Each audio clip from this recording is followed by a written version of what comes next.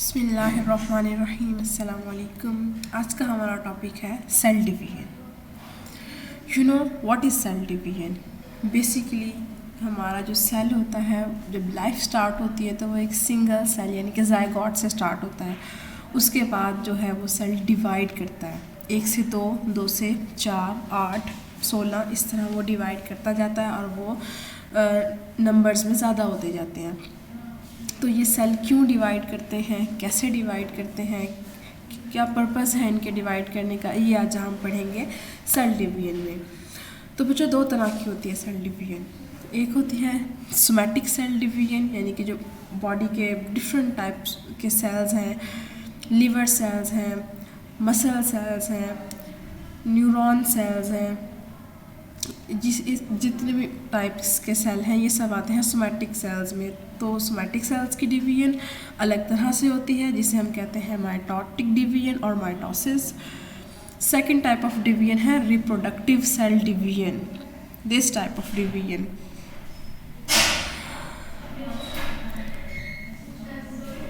Reproductive cell division होती है ये। इसमें हम क्या करते हैं कि जो हमारे गैमीट्स होते हैं यानी कि एग्स एंड स्पर्म, उनमें डिवीजन होती है।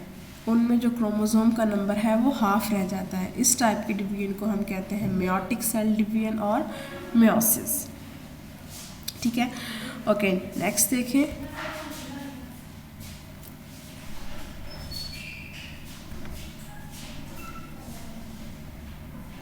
ओके अब हम डिटेल में पढ़ते हैं कि सोमैटिक सेल डिवीजन क्या होती है और उसके आगे फर्दर कितने टाइप्स की होती है वो। तो सोमैटिक सेल डिवीजन जो है वो उसके फर्दर 2 पार्ट्स हैं। एक तो उसका जो न्यूक्लियर मटेरियल है सेल का वो डिवाइड होता है। न्यूक्लियर मटेरियल के डिवीजन को हम कहते हैं माइटोसिस। और जब सेल का न्यूक्लियर मटेरियल डिवाइड हो गया देन नेक्स्ट सेल के साइटोप्लाज्म में डिवाइड करना होता है। तो सेल के साइटोप्लाज्म जब डिवाइड करता है तो उसे हम कहते हैं साइटोकाइनेसिस, यानी कि साइटोप्लाज्म डिवाइड हो रहा है। ठीक है, और जो सोमैटिक सेल डिवीजन या माइटोसिस डिवीजन के बाद जो सेल्स बनते हैं वो जेनेटिकली आइडेंटिकल सेल्स होते हैं, यानी कि उनका जेनेटिक मटेरियल जो होता है वो सेम ऐसा ही होता है जैसा पेरेंट सेल का होता है। ठीक है, और सोमैटिक सेल डिवीजन हम यूज़ किस लिए करते हैं कि कहीं भी हमारे बॉडी में न्यू सेल्स की ज़रूरत पड़ती है। फॉर एग्ज़ाम्पल हमें चोट लगी है तो जो डेड सेल्स हैं उन्हें जो न्यू सेल्स हैं वो उन्हें रिप्लेस कर देते हैं। कोई टिश्यू हमारा डेड हो गया है, कोई ख़राब हो गया है, ठीक है, और हमारे जो स्किन के सेल्स हैं वो रोज़ बरोज़ न्यू होते रहते हैं। तो ये सब सेल्स न्यू कैसे बनते हैं? ये माइटोसिस के थ्रू बनते हैं। Next is reproductive cell division. Reproductive cell division वो सेल डिवीजन है जो हमारे गैमीट्स में हो रही है, यानी कि एग्स में हो रही है या फिर स्पर्म्स में हो रही है। और इसे हम कहते हैं मेयोटिक सेल डिवीजन या फिर मेयोसिस। और ये होती क्यों है? आपको पता है जब भी कोई न्यू इंडिविजुअल या न्यू लाइफ बनती है तो वो बनती है ज़ायगोट से, और ज़ायगोट में 2 सेल्स यूनाइट होते हैं। तो इसीलिए उन सेल्स के जो क्रोमोसोम नंबर हैं वो रिड्यूस हो जाते हैं, हाफ हो जाते हैं। हाफ क्रोमोसोम नंबर एग से आएंगे, हाफ क्रोमोसोम नंबर स्पर्म से आएंगे, दोनों मिलके बना देंगे 46 नंबर क्रोमोसोम ज़ायगोट में। ठीक है बच्चों, तो जिस भी डिवीजन में क्रोमोसोम नंबर हाफ रह जाए हम उसे कहते हैं मेयोसिस या फिर मेयोटिक सेल डिवीजन, और ये हमेशा होती है गैमीट्स में। Okay, cell cycle. अब जो ये डिवीजन हो रही है तो ये एक प्रॉपर एक साइकिल होता है। डिफरेंट इवेंट्स होते हैं जो कि सीरीज़ में हैपन हो रहे होते हैं। तो ये एक प्रॉपर सेल साइकिल बनाते हैं और इस सेल साइकिल में 2 फेजेस होते हैं, 2 पीरियड्स होते हैं। एक होता है इंटरफेस जिसमें जो सेल है वो एक्चुअली डिवाइड कर नहीं रहा लेकिन डिवाइड करने के लिए प्रेपरेशंस कर रहा है वो। ठीक है, और सेकंड फेज़ होता है सेल डिवीजन जिसमें एक्चुअली न्यूक्लियर मटेरियल और साइटोप्लाज्म जो है वो डिवाइड हो जाता है। ये देखें, ये एक पाई चार्ट की तरह बना हुआ है। इसमें क्या है सबसे पहले आता है G1 फेज। सेल जो है वो मेटाबॉलिकली एक्टिव हो जाता है, अपने ऑर्गेनेलीज को रेप्लिकेट कर लेता है, क्योंकि हर ऑर्गेनेली ने डबल होंगे तो वो दूसरे जब डिवाइड होंगे तो हर सेल के पास अपना अलग अलग ऑर्गेनेली होगा ना, तो इस तरह, और सेल का साइज़ भी जो है वो इंक्रीज़ हो जाता है। इसके बाद आता है इंटरफेस। ऑर्गेनेलीज तो हो गए अब डिवाइड, डुप्लीकेट। इंटरफेस में जाके जो जेनेटिक मटेरियल है यानी कि डीएनए है वो डिवाइड कर जाता है, वो रेप्लिकेट कर जाता है, सॉरी। उसके बाद G2 फेज़। G2 फेज़ में जो सेल के अंदर डिफरेंट एंजाइम्स प्रेजेंट होते हैं और प्रोटीन्स होते हैं, वो अपनी सिंथेसिस को इंक्रीज़ कर लेते हैं, जो उन्हें ज़रूरत पड़ती है सेल को डिवाइड करने के लिए। देन इन फेजेस के बाद स्टार्ट होता है एक्चुअल जेनेटिक मटेरियल का डिवीजन फेज़, जिसे हम कहते हैं माइटोटिक फेज़।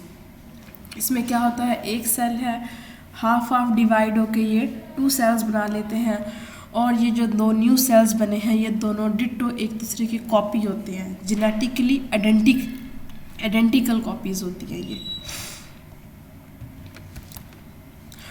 ओके, सबसे पहले अब हम पढ़ते हैं डिटेल में इंटरफेस यानी कि एक्चुअल डिवीजन से पहले अभी जो सेल प्रिपेयर कर रहा है ख़ुद को डिवाइड करने के लिए, ये वो वाला फेज़ है।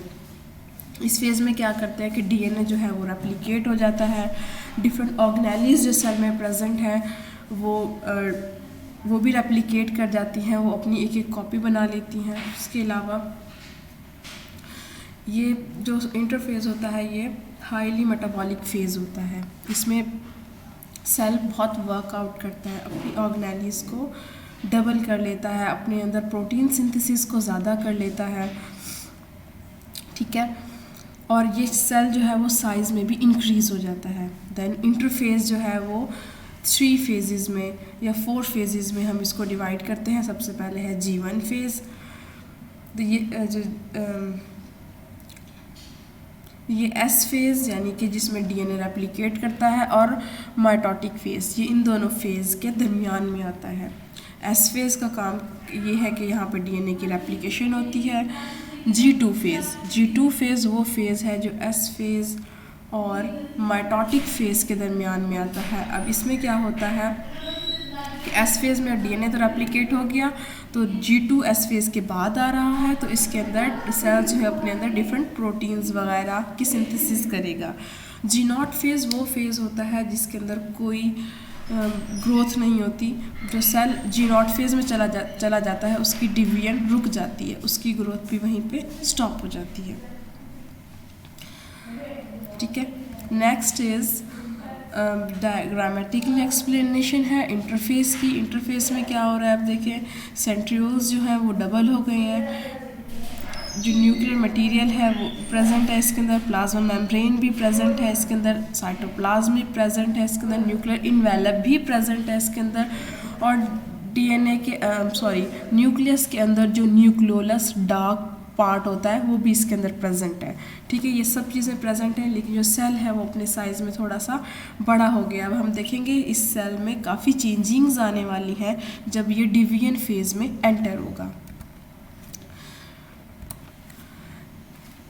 ओके, ये हम डिटेल में डिस्कस कर चुके हैं एस फेज़ का सब कुछ। न्यूक्लियर डिवीजन, यहाँ से स्टार्ट हो रही है न्यूक्लियर डिवीजन यानी कि माइटोसिस। अब माइटोसिस में क्या होता है कि जो सेल्स हैं, सेल के अंदर जो क्रोमोसोम है वो 2 सेट्स में डिवाइड हो जाते हैं, उनका जो न्यूक्लियस है वो सेपरेट होके अलग अलग बन जाता है। तो इसके अंदर क्या होता है कि जो जेनेटिक मटेरियल है यानी कि डीएनए है जो कि क्रोमेटिन की फॉर्म में प्रेजेंट है, वो उसकी पार्शनिंग हो जाती है, मींस वो सेपरेट अलग हो रहा है, डिवाइड हो रहा है। इस प्रोसेस के अंदर 4 स्टेजेस होते हैं, prophase, metaphase, anaphase and telophase. तो सबसे पहले इसके अंदर है प्रोफेज। प्रोफेज में क्या होता है, इंटरफेज के बाद सेल डायरेक्टली आ जाता है प्रोफेज में। और प्रोफेज में क्या होता है कि जो क्रोमेटिन फाइबर्स यानी कि जो डीएनए का मटेरियल है, जेनेटिक मटेरियल है, वो कंडेंस फॉर्म में आता है, ठीक है।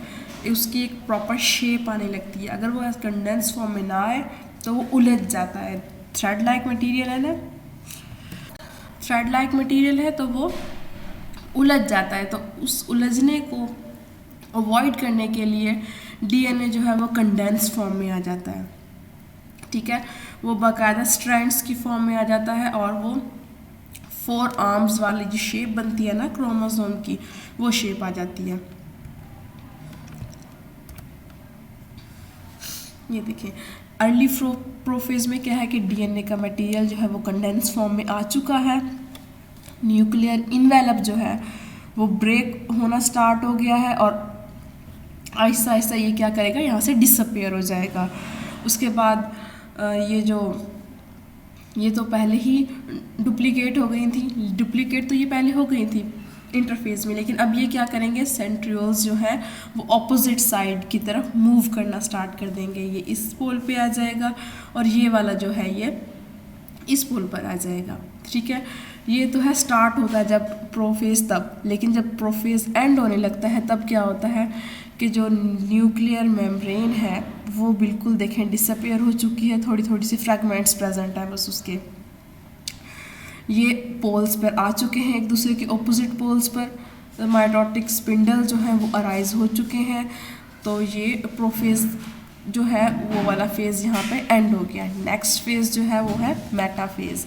मेटाफेज़ में क्या होता है, माइटोटिक स्पिंडल्स जो हैं वो क्रोमोसोम्स को अलाइन कर देते हैं सेल के बिल्कुल सेंटर में, ठीक है। और जो माइटोटिक स्पिंडल्स हैं वो जाके सेंट्रोमियर पे, वो वाला पोर्शन होता है ना जो क्रोमोसोम का जहाँ पे वो 4 आर्म्स ज्वाइन हो रहे होते हैं, उसे कहते हैं सेंट्रोमियर। वहाँ पे जाके माइटोटिक स्पिंडल्स अटैच हो जाते हैं और क्रोमोसोम को अलाइन कर देते हैं वो बिल्कुल सेल के मिड में, उसे हम कहते हैं मेटाफेज़। और सेल के मिड में क्रोमोसोम्स के अलाइन होने को हम कहते हैं कि उन्होंने मेटाफेज़ प्लेट बना ली है। नेक्स्ट देखें, इस तरह ये मेटाफेज़ प्लेट है, क्रोमोसोम बिल्कुल अलाइन हो गए हैं, माइटोटिक स्पिंडल्स जो हैं वो देखें यहाँ पे आके अटैच हो रहे हैं इनके सेंट्रोमियर पर।